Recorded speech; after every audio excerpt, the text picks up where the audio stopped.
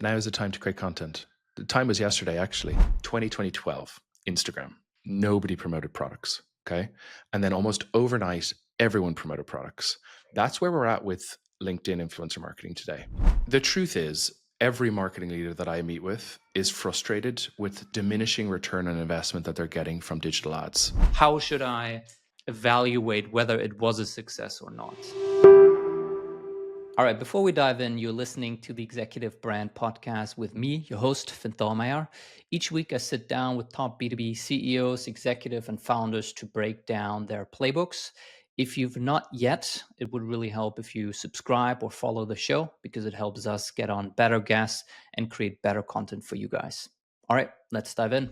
I'm here with David Walsh, the founder and CEO at Limelight. Limelight is a B2B creator marketplace, so it basically connects brands with B2B influencers to run influencer marketing campaigns used by companies like Clay, Webflow, and HubSpot. Started the company in 2023. Before that, he was CEO and co-founder at Madison, which was a workforce analytics platform that was acquired by Changeforce AI. And before that, founder of Chase West USA, which is a D2C e-com watch brand that he also sold, where you work with influencers. So it's kind of a little bit of a full circle there. Thanks for coming on the show, and anything to correct or amend there in that intro. No, thanks for having me, Finn. Excited for the conversation. Cool. The reason why I wanted to have you on is because on this podcast, I talk all the time with people about LinkedIn, founder brand, executive thought leadership, employee advocacy, but I want to learn more also about the kind of B2B influencer marketing space, and felt like a great guest to have on. So maybe as a very first question, when do you think a company should do influencer marketing? What's the right stage time to do it? Yeah, actually, that's a really great place to start. I would say we have said yes to many companies because we have a product-led strategy and we have a pure play marketplace. So we just let anyone sign up and try influencer marketing. That's not the right approach. You have to have a product that people love.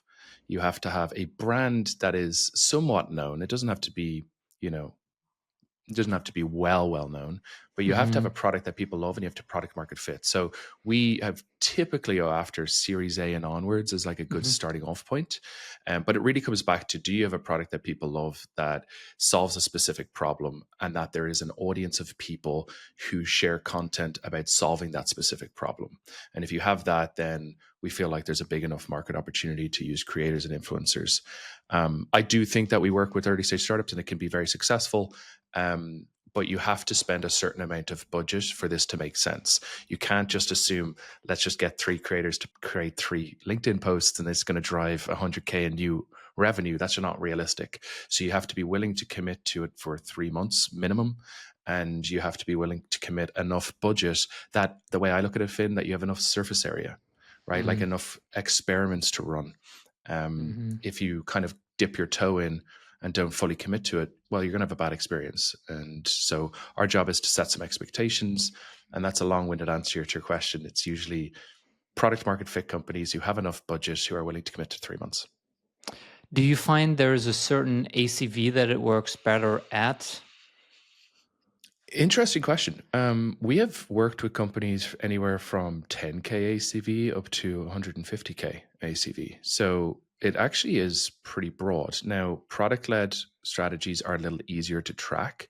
The conversion's a little cleaner and it's a little shorter of a sales cycle, but that shouldn't stop you from working with influencers. Like, we work with cybersecurity companies, big financial institution companies. Like, they have long sales cycles and huge contract values, and often they have a brand budget that they're willing to spend on this. And I don't think the ACV really matters as long as you're collecting enough data to support that it's a good investment.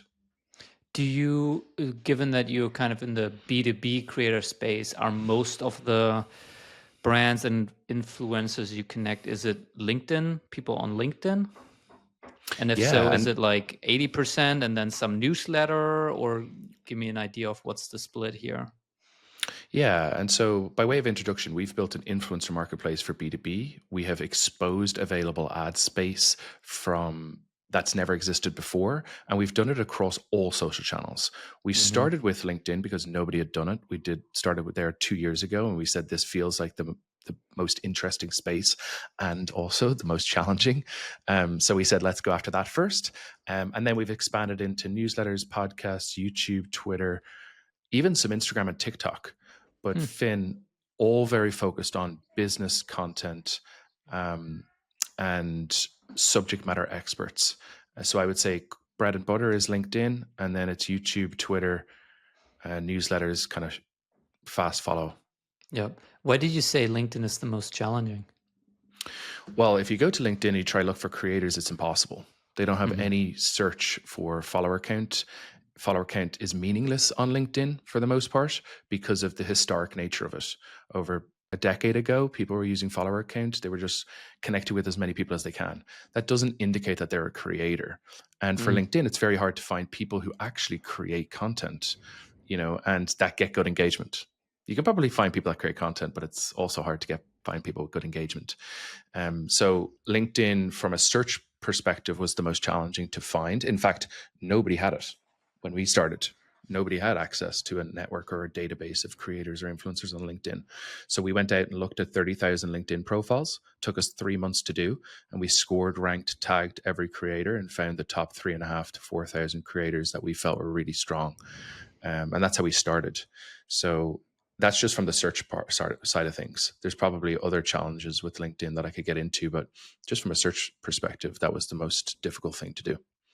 Is it, I assume that, do all the influencers you match brands with people who just sign up at your platform, or do you actually reach out to them and they've never done a deal, they never signed up at Limelight, and you help reach out to them and say, hey, ever consider doing this? How about you try it? Yeah, I'll give you the inside scoop. When you start a marketplace, and I've built two in the past, they're extremely challenging, right? You got the cold start problem, you've got supply and demand issues, you've got to get them enough marketplace liquidity. So we started with the creator side and said, let's go get as many good quality creators that we know are high engagement, and let's create a searchable interface for them, and let's see if brands will pay us for that and get access to that. So I'd say at the very beginning, we were reaching out to creators, but it was with real intent. Like, it was, here is a proposal from a brand that is willing to pay you a certain amount of money. It Mm. wasn't spamming, a ton of or 1,000 creators. It was saying, here's an actual offer. Are you interested? And if they said they were interested, then we onboarded them. So that's how we started. I would say 90% of all our deals at the beginning was that channel. Now, we were also meeting with creators. I was doing outbound to them. I was trying to get as many onboarded as possible so they would create their own accounts. But our driving force of what made us take off was actually huge name brands that we work with, like HubSpot, Webflow, ZoomInfo, Bill.com, all wanting to work with creators on our database and sending them messages with real dollar amounts, and that would entice them to click accept Mm. and be interested. So to answer your question, at the beginning, it was a little bit of that kind of growth hack mindset. Now we have thousands of creators, so we have a much more supply, and most of the creators are already on the database.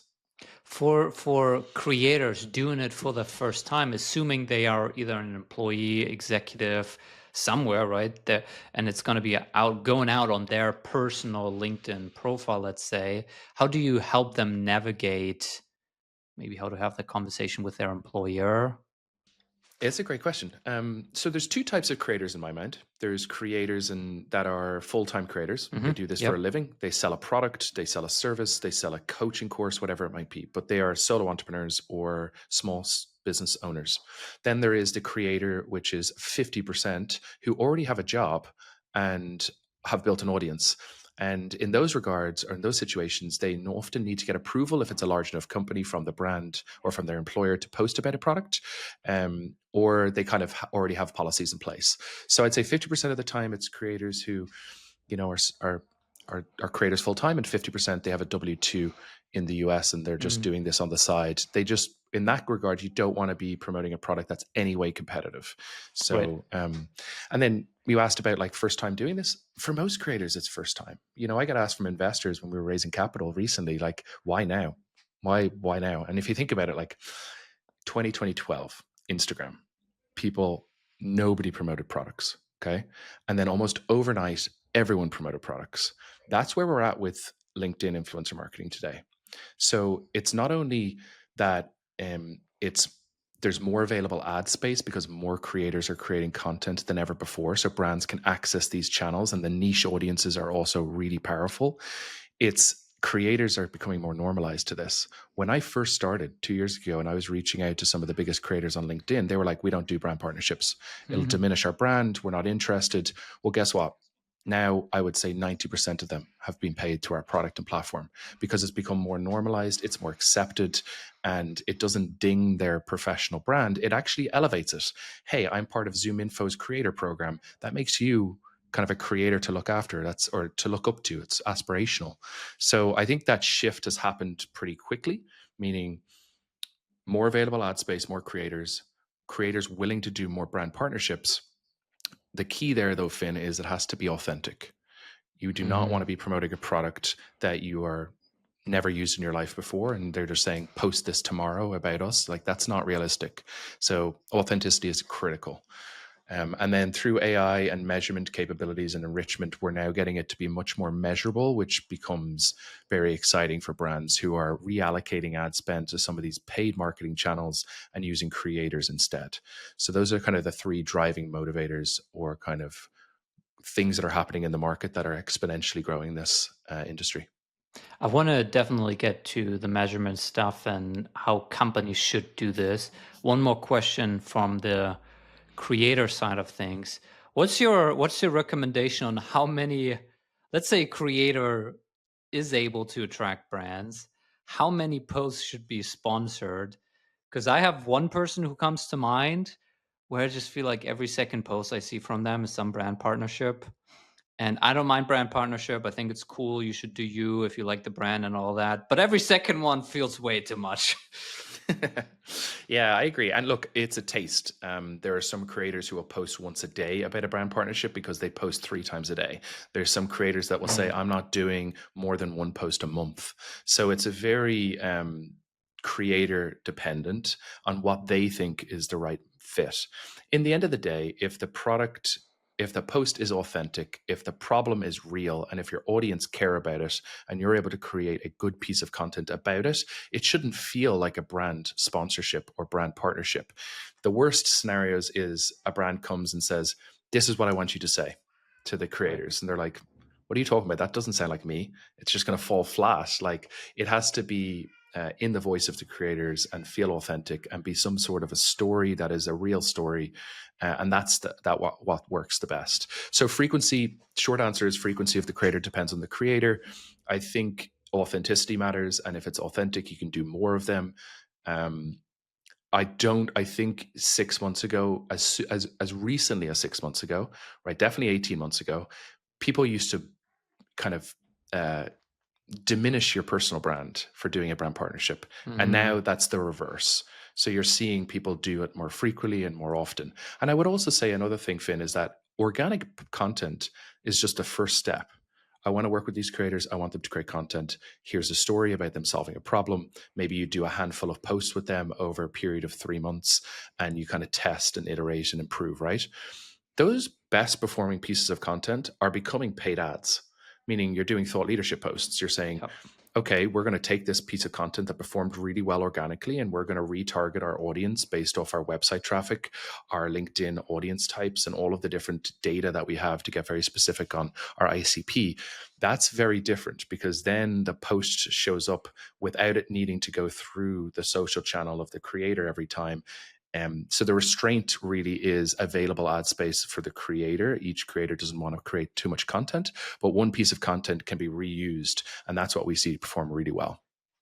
Now we talked about who should do this.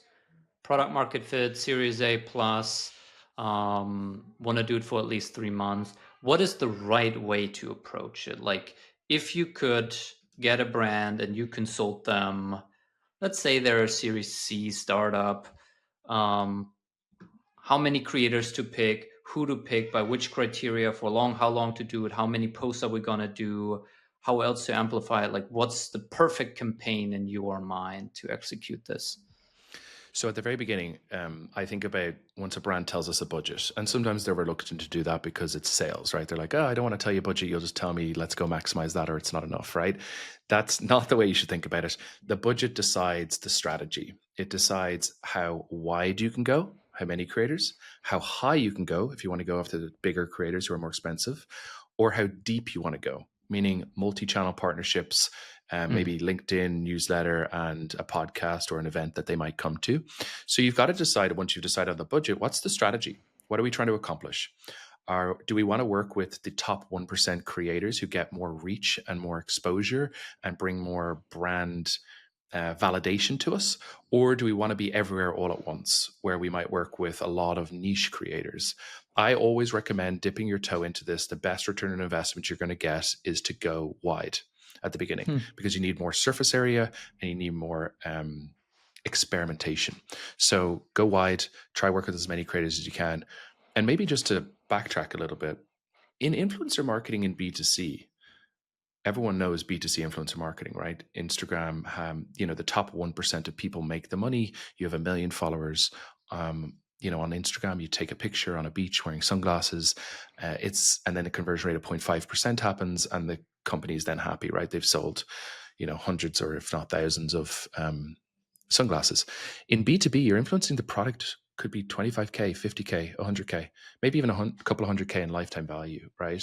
So what that means in reality is the smaller niche creators are extremely valuable. Often the top 1% are already bought and sold for. Like you just said, Finn, you think of one person who posts content and gets paid every single day.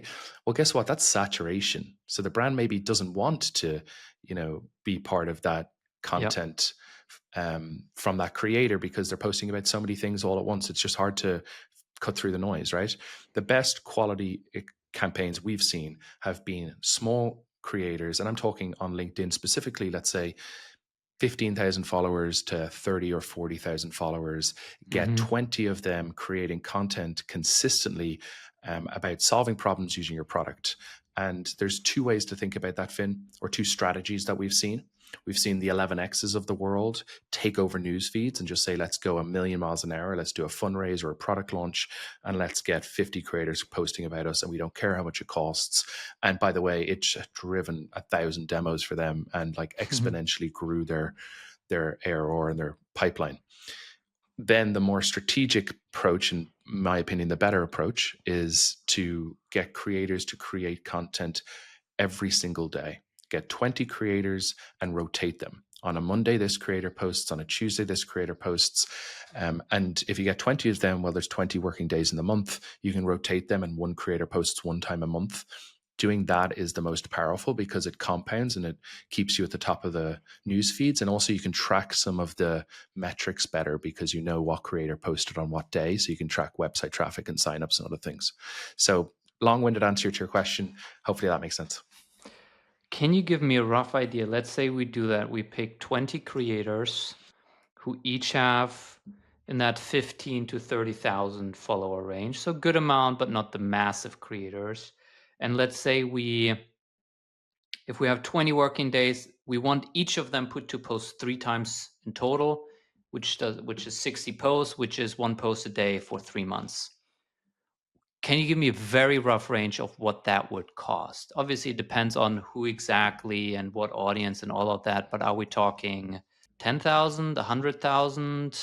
I mean, the way I would look at it, if you're going after small creators, you asked me to do maths on the fly here now, so I'm going to pull up my calculator. But I'll say like 60 posts. You're talking between $500 and $1,000 when you think about creators that are between 15,000 followers and let's say 30,000 followers.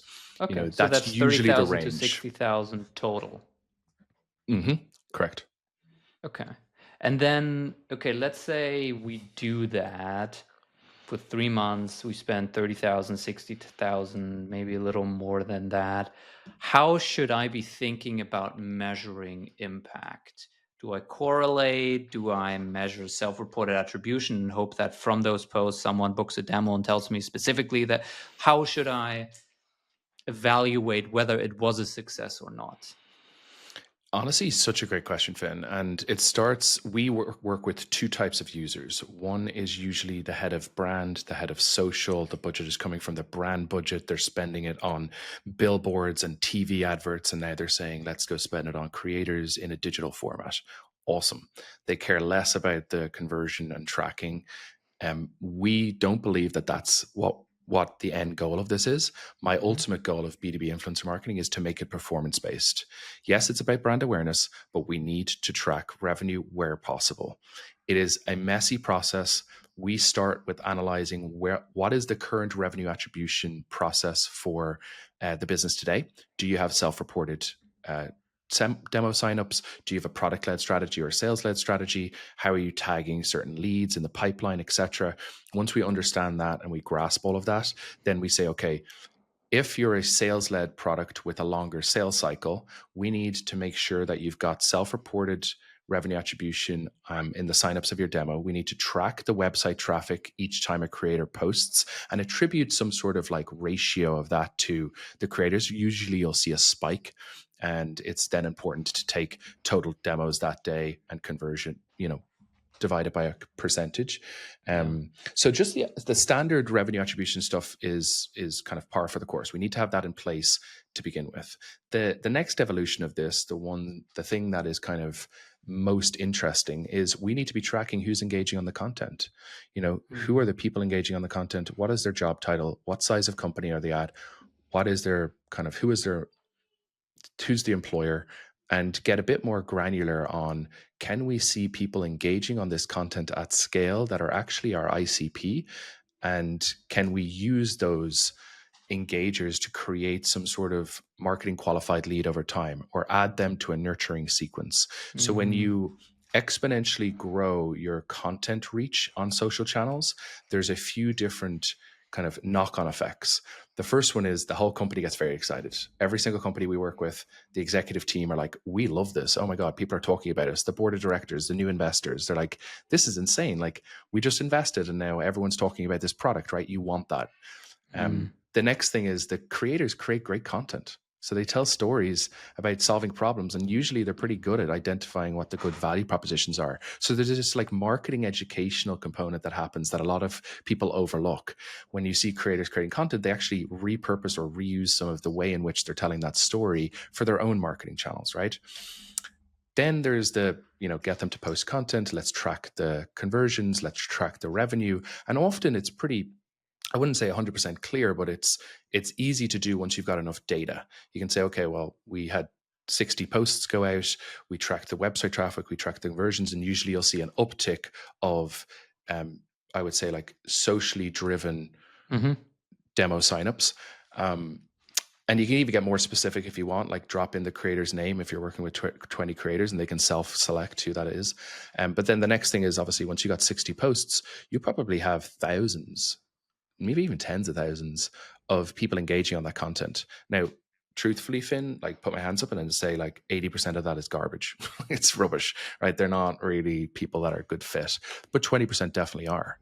And so surfacing them and identifying them and deciding what to do with those leads, because it's Yep. not a marketing qualified, it's not a sales qualified lead. It's really just a social engagement. So you don't want to be harassing people, but there's things you can do that are intelligent, that create more long tail revenue attribution and revenue opportunities from that content. And then very last one, because I've given you a lot there, is the things that we see perform well are also lead magnets. So a resource that is valuable to Mm. the audience, get the creators to create content and offer the lead source. And it can be gated. Most of it's gated. People don't love gated content, but it works. If it's a quality piece of content that they've put time into, then why not gate that and then collect email addresses and then add that to your lead source. So Yep. again, the reason I tell you all of that, like it's a lot, obviously, is that you need to do 3 months of this. Once you've done 3 months of this, you can then start to realize the value of this. And by the way, it compounds. It doesn't. Once you start to do this more frequently, it gets better and better and better. And obviously, that is what you didn't even talk about there is the thought leader ads part, where when I think about it, if you pay a creator $500 to $1,000 for a post, you obviously get the organic distribution, the impressions that they're going to get on that post, given that they have an audience, and the kind of trust and credibility that hopefully they'll be able to lend to your brand too, because they have a good reputation. You also get a creative. Like you get a video or text post that they wrote, that they created for you, that you could then further use in your own advertising by using thought leader ads, for example, which obviously then you put even more budget behind it, but you have a creative that's probably, I mean, user generated content is a good idea for B2C brands. And so it's kind of that idea for B2B in some sense. I'm going to give you two follow-ups. So I agree with you 100%.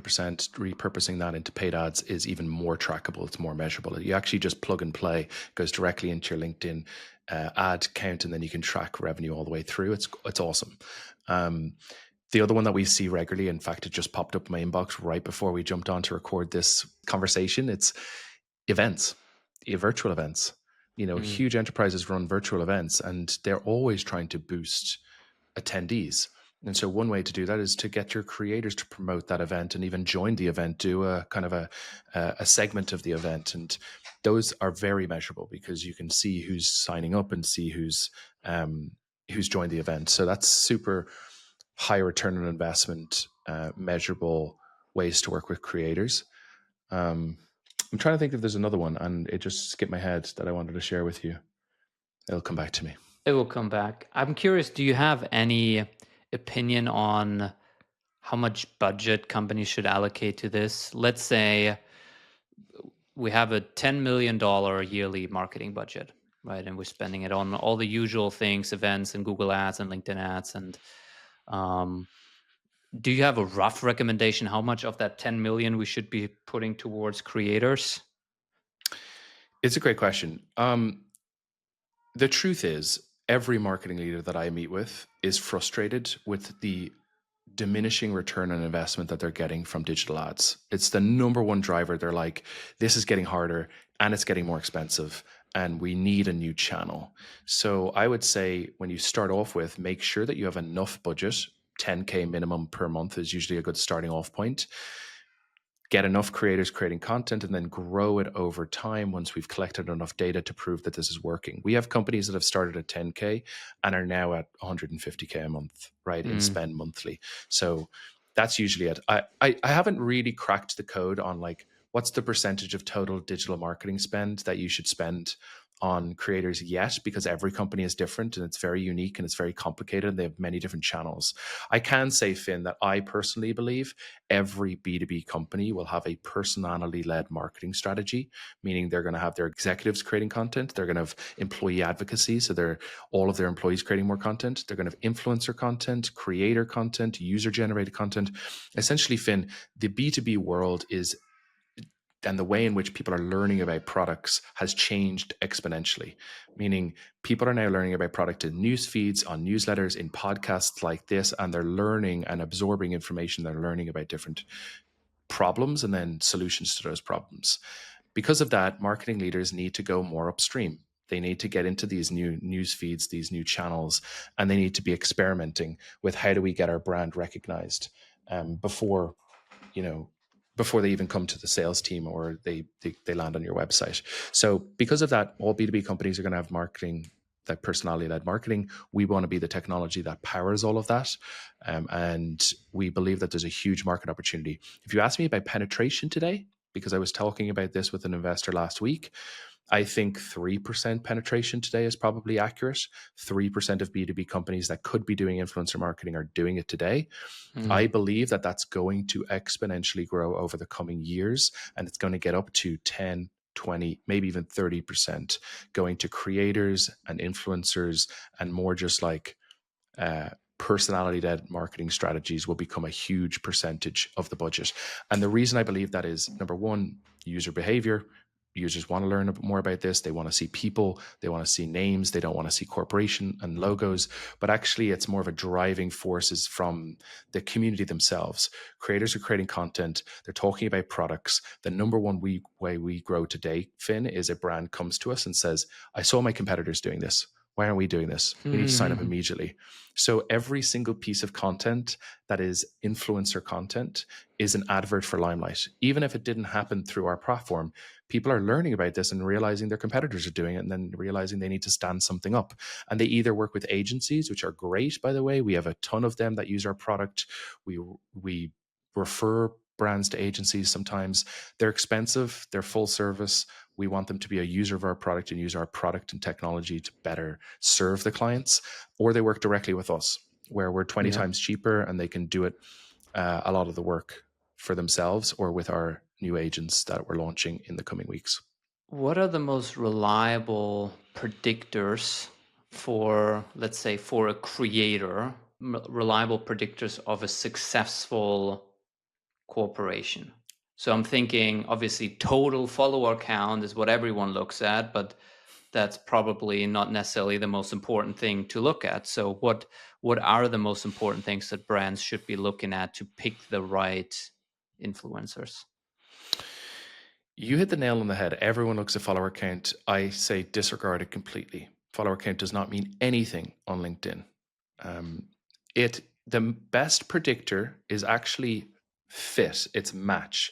It's, does the creator create content about this problem set? Do they know it deeply? And is your product well positioned to be the solution?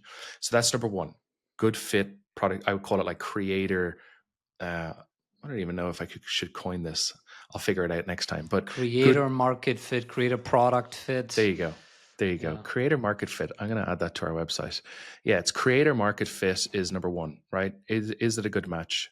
And our system has got way better at matching creators. We read their content, we read the campaigns, we understand the data and what they're looking for, and that matching piece is critical. The second piece is, can they create good content? Is Mm. the content engaging? Is it educational? Is it humorous? Is it tactical? Is it strategic? Is it inspirational? Like there's all these different types of content and strategy. And I think number one is, if you're top of funnel and you want to do like a virality, you create some level of like universal problem, and then you product that, and then you create a resource that people can download. And it's very sort of spammy in my mind. I think the better approach is middle of funnel, bottom of funnel content with the creators who they talk about a problem and a solution, and it's very authentic. And I think quality of content is probably the second most important driving factor. And then obviously consistency. Don't just dip your toe in and say this creator didn't drive any leads this day. That doesn't make any sense. Get them to do it consistently. So often, Finn, we see a company do 3 posts, let's say, with the creator. The first is kind of introducing the problem, talking about it at a high level, not getting really tactical. The next is getting more tactical and talking a little bit more about the product. And then the third is kind of a reiteration of that. So there's this kind of introduction to the brand partnership through the creator's content versus a hard sell up front. I don't know if you can share this, but do you have a specific example of one LinkedIn post, can be facilitated through Limelight or not, that you, in your head, you show brands, and you're like, this is a perfect corporation. This creator, this post, how they created it with this brand, like that's what you want to get to. Do you have any such specific example in mind? What usually happens in our sales cycle is the company might ask for examples, in which we give them an Excel spreadsheet with every type of content and every type of creator and exact examples of like, here's a bottom of funnel, strategic or tactical piece of content that's a video. So we usually give them like a quick summary.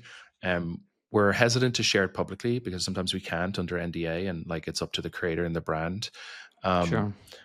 I often just point to other brands. Like Clay was our first customer. We started working with Clay. We hand built a product alongside them at the very beginning.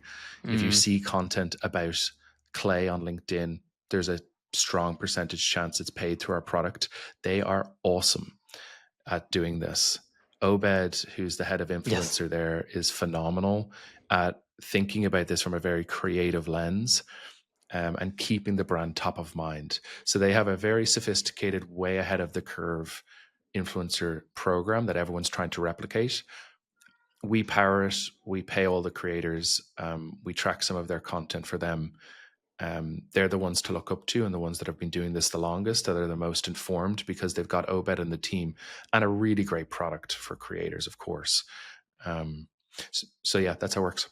What are some of the things that stick out to you that Clay is doing differently that others are not?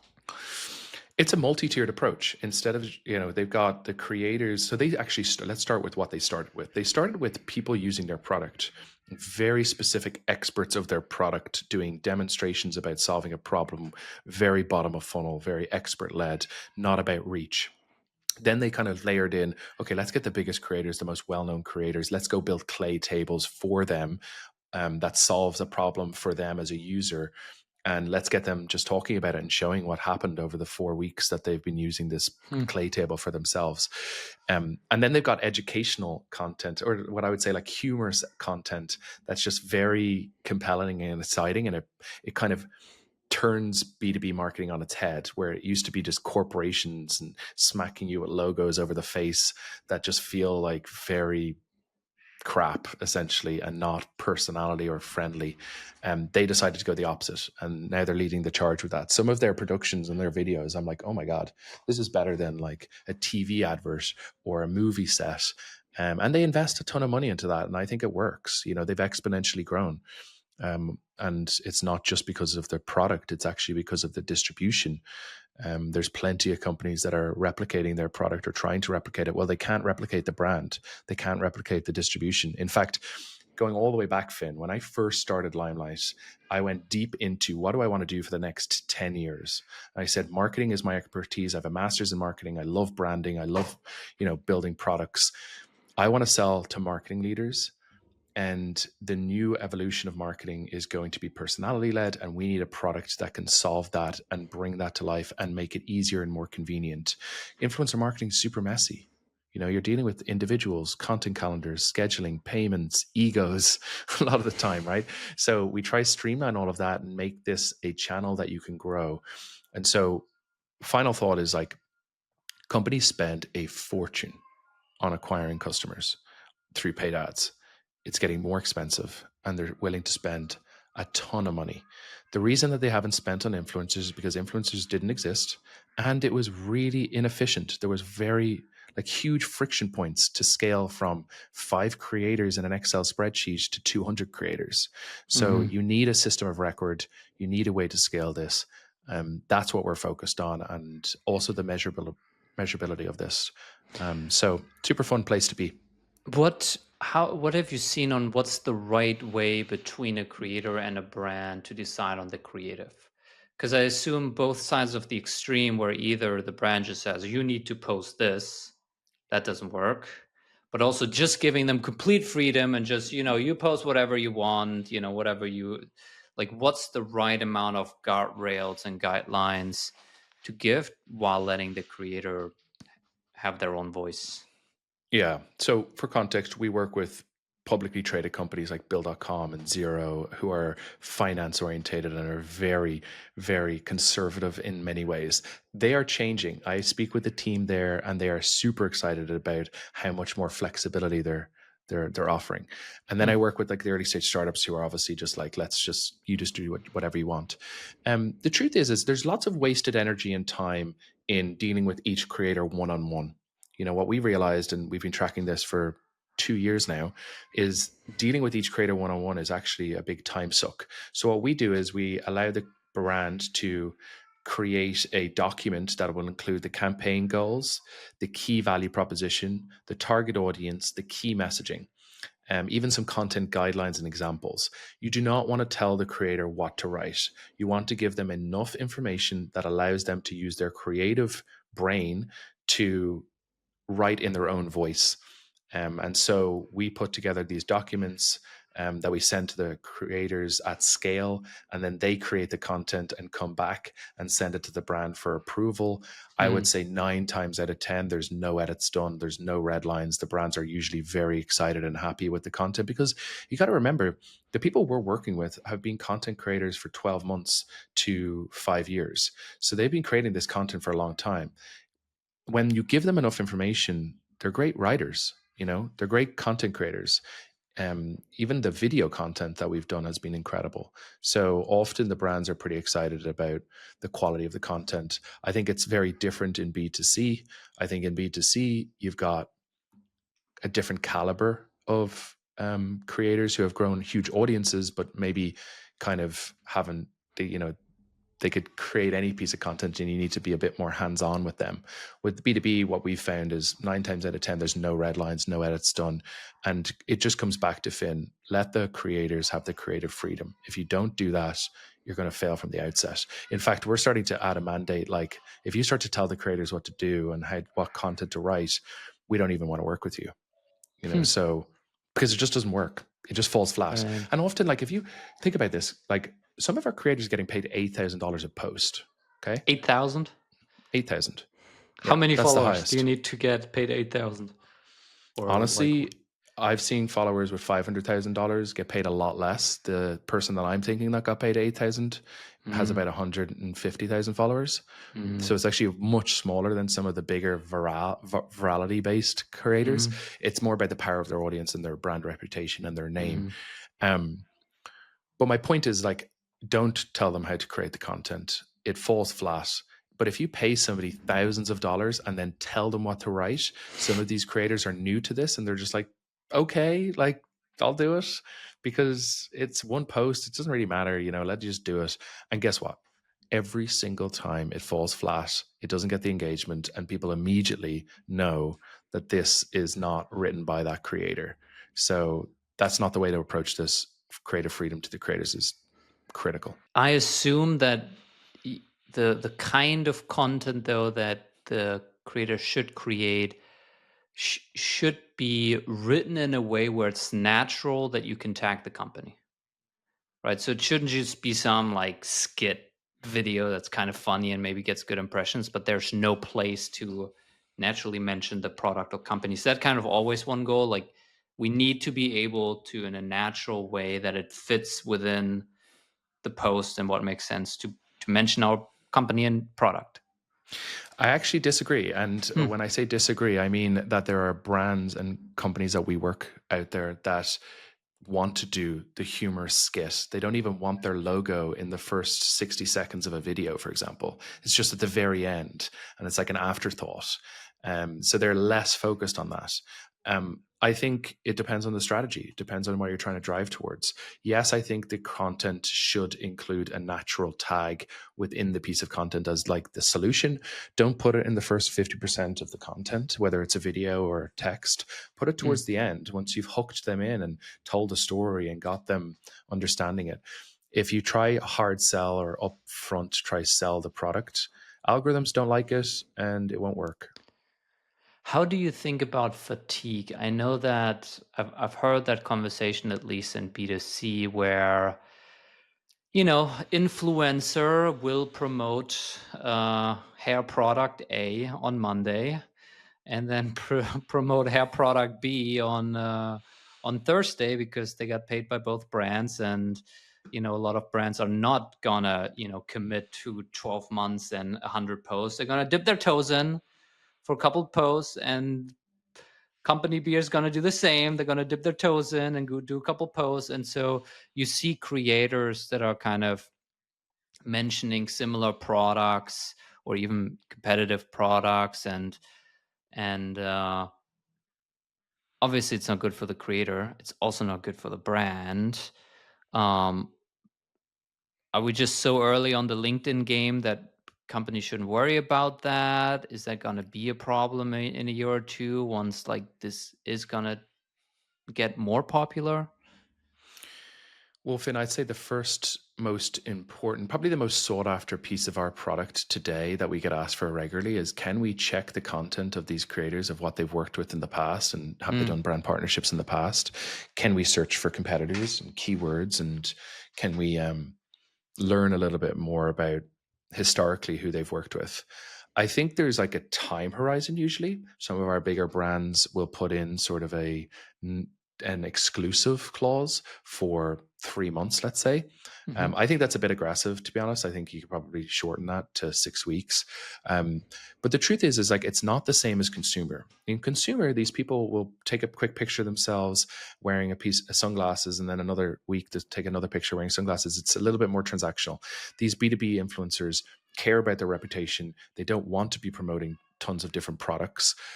They want to be promoting one product for one niche or one problem, and then another product for a different niche, another different problem. So often they're very transparent that they've worked with the competitors, and it's just important to them to stagger them and be authentic about it. Also, like, Finn, very naturally, authentically, like I try HubSpot, I try Salesforce, I don't try them together. I feel like it's natural to try different products and learn about them, and speaking authentically about them is fine. Just make sure there's enough of a gap in the middle and be super transparent with the brand, and let them know.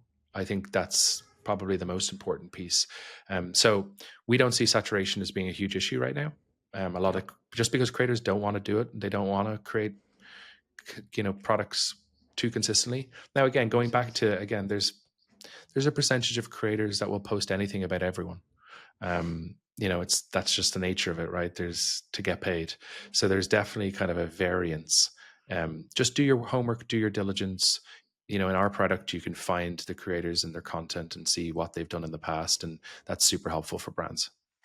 Now, obviously, you're quite active on LinkedIn yourself. You're building your own founder brand, which is kind of like you're turning yourself into an influencer. Executive thought leadership, similar idea. Do you see these things kind of overlapping or creating synergies in any way? If you have a strong founder brand, you have your executives posting on LinkedIn, and then you're working with external creators and influencers. Are there synergies, or is it just you can do either one, you can do both? It's nice, but there are no real synergies, let's say. So I'll answer the second part of the question first, which is like synergies between content. And I'll come back to my personal brand and why I started creating content. So I believe that every single brand should be pushing their employees to create more content. I think it's very natural and it's very valuable to the brands. I think there's two schools of thoughts in that. There's the old school thought, which is I don't want my employees creating an audience and doing kind of side deals and building this kind of, business on the side. I think that's BS, of course, and I think it's going away. There's the other school of thought, which is kind of the more progressive thought, which is people should be creating content all the time. I don't care how large of an audience they get. I think that's awesome. It only helps us as the company because they're associated with us.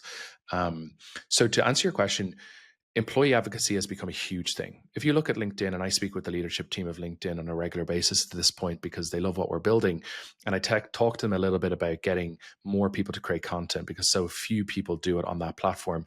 They are seeing a huge surge today in executives creating content on LinkedIn, because those executives are realizing the power of their personal brand, even at publicly traded businesses. It used to be that the post would come through the LinkedIn company page. Now it goes through the executive team because it's more personable. So I think every company is realizing the power of social, essentially, and employee advocacy. And I think they're going to push it to be part of the KPIs and metrics. I think there's a fine line, though. You can't push people to be creators who don't want to be creators. You can't tell the engineering team, hey, engineering team, I want you to create content. Forget about code. AI will write the code. You write the content. Like that's not going to work, right? So you just got to advocate internally for this social advocacy, create some sort of like team orientated, I don't know, competition internally about creating more content and doing it more consistently. I think the executive team at every company needs to take this really seriously. In fact, Finn, I have this belief that the future most exciting job post today that's going to be very sought after is executive content internally at a company. I think there is going to be an enormous amount of people hired to create really great content for the executives and for the creators internally at the team and amplify that. So I think that's one thing. And then also like to answer the second part, or like another piece of that part of the product or part of the question, it's like there's a huge flywheel that happens. Get creators to create content about your company, employees create content, naturally they engage. It's the reason that I grew my audience so quickly. I went from 4,000 followers to now nearly 35,000 followers, and mostly because I was creating content that creators were engaging on. There's three ways to grow on LinkedIn. Create good content is the most obvious. Second one is engage, write comments. Get people to write comments, get them to write comments back to you. It helps you change the news feeds and bring you to other news feeds. And the third is, and the most powerful is, get big creators to engage on your content, and it elevates the content dramatically. So when brands work with us, typically we get their employees to create more content. We create more measurability to that content. We create kind of a competition internally, or we help them create a competition internally to turn this into a long lasting strategy and not just kind of a turn off, turn on, turn off. At the same time, we get a team of creators, 10, 20, 30, 40, 50, create content. And next thing you know, a flywheel happens. They all engage on each other. They create this kind of consistency, and then the brand becomes everywhere all at once. And then guess what? The board of directors and the executive team, and the heads of sales are saying, hey, where did you hear about us, in the sales process? Oh, I saw you on social. I saw you on content. I saw this creator piece of content, or I've been following your employees' content. It goes up through the organization. It becomes more powerful and more important. And I think that's going to happen at every single company. Final thought on that is, like, everyone thinks that this is just for a handful of companies and it doesn't work for me, or it isn't really a good fit for my niche. That's not true. There are, in our searchable database, 50 to 100 different niches you can search for. I thought there was much smaller pool of creators. There's actually a very wide variety because, again, smaller creators are powerful. People create content about everything. Subject matter experts in every single part of business. We elevate them, we surface them, and don't think that your product can't use creators. It most likely can. And then I can come back to why I created content if you're interested too. Yeah, just one note on that. If people want to dive a little bit more into employee advocacy, I just interviewed Olga Andrienko, who's the ex-VP brand at SEMrush, and she built out the employee advocacy program there that generated over 10 million impressions for them per year. Um, Also, internal scoreboard and all of those fun things to add incentives. But no, I think it makes a lot of sense, and I think there's obviously the creating great content part, which you talked about, and then there's the social interaction part where the more creators you have and then employees who are jumping into the conversation, then your executives are creating content, your founder and CEO is active too, they're commenting and engaging on each other's content. It's just it's amplifying each other, and it's creating this surround sound effect where suddenly I'm seeing a brand all over the place. um, You got to make it measurable. For a long time, it's not been measurable, right? If your employees are creating content and you're attributing it to sales pipeline, new leads, new deals coming in, then it becomes something that they're very excited about. So making this content measurable is, my belief, is the underlying driving motivator for this to be much more effective, because people get bored of creating content. If I'm working at a big organization as a cog in the wheel, and my CEO and my head of marketing keeps bashing me over the head to create content, I'd be like, oh, like, I don't want to, like, okay, I'll do it for the beginning and then I'll just fall off like everyone else, right? If you're saying, hey, now we have a way to track this and we're showing you the revenue that's generated from this. And by the way, if if a company comes and signs up and says they saw us from one of your employees' content, we'll give you a $2,000 bonus. Of course, you're going to be like, oh, cool. All right. This is now becoming more important. So yeah. I think measurability is the common denominator between the growth of social and content. And I also think, by the way, and I've done the analysis, I've done the research, I've looked at the products, I've looked at the software. Social advocacy software sucks. Employee advocacy software just sucks. It's terrible. We're going to make it better. And we're excited about that. There you go. Cool. If people want to check out both your LinkedIn and Limelight, I'm gonna link them in the show notes. And I appreciate you coming on and shining some light on the B2B creator, B2B influencer marketing space. And I definitely learned a ton. I have a whole note page full of notes. So appreciate you taking the time. Yeah, let me just add one thing. Like anyone listening to this, now is the time to create content. The time was yesterday, actually. Get started, create the content. I started creating content and never looked back. It now drives 90% of all our revenue and all of our business. There is so much power in putting yourself out there. It is nerve wracking. You're going to fail. You're going to look like an idiot sometimes. Your granny's going to tell you, "What the hell are you doing online?" You're going to say, "Don't worry." She's It's not on it's LinkedIn. Don't worry. well, she's on LinkedIn and some of my content, and she my dad shows it to her, and it's like, Oh yeah, what wow. the hell is this? So she don't really understand it yet. But the point of all of that is like, yeah, create content, put yourself out there, and get started, and do it consistently, and you'll see the value. There we go. All right, this podcast is brought to you by Project 33. Project 33 is the leading executive thought leadership agency for LinkedIn. If you're looking to activate your founder, your CEO, your executives, or any of your internal subject matter experts and create thought leadership content for them to build trust and credibility for your brand, reach out at project33.io.